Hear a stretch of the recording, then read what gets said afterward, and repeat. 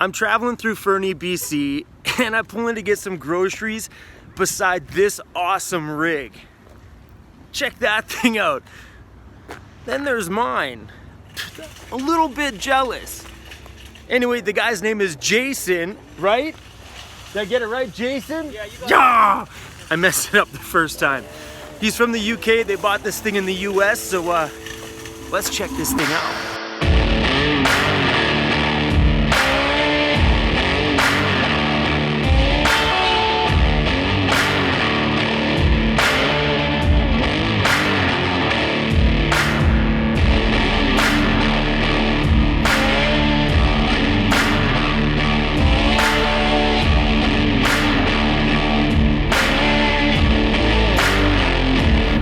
Hey guys, I'm Jason. I'm living full-time in my van with my girlfriend Sarah. She's visiting home at the moment, but you can meet my dog Maya in the meantime, and we can give you a little tour of the tiny home on wheels.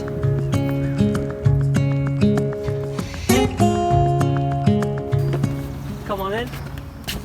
So we decked it out about just over a year ago, bought it off a plumber in Massachusetts, and it was all down to the metal.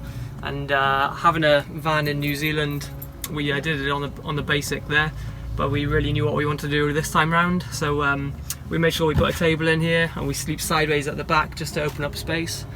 One of the best things that we did in the van, if you look where Maya's sitting, it's her bed at night, but we put in the swivel seat, which was a bit expensive at first, but it really opens up the living space, just makes the van feel way bigger inside. So that was one of our favourite things we had done. A lot of the time, hey, be quiet. What are you saying? Do you want to say something, Maya? Say it. Crazy girl.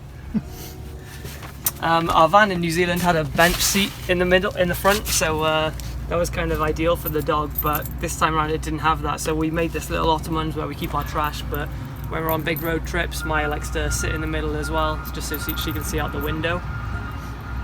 And then because you can't stand up in here, we use the seat just to do some cooking over here, where we've got the flip up table for extra space and the gas stove in the cupboard.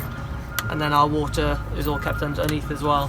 So we originally had one long bench coming from the bed, and we realised that we needed somewhere to eat at, so we built this little table last winter, just as a little added bonus, just to eat at. And one of the cool little features of it is we have this extender top as well.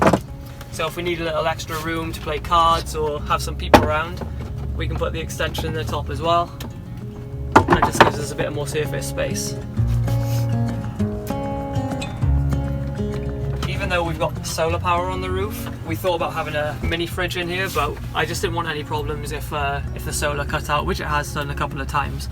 So instead of having a fridge, we just have the Yeti cooler, which with some ice in there keeps stuff cold for up to like 5 days, and it's just perfect for us. I mean, we're always on the road anyway, so we usually just buy groceries, like we met Chrome today buying some groceries this morning, so we're always in and out of the shops, but the Yeti cooler is perfect for that really.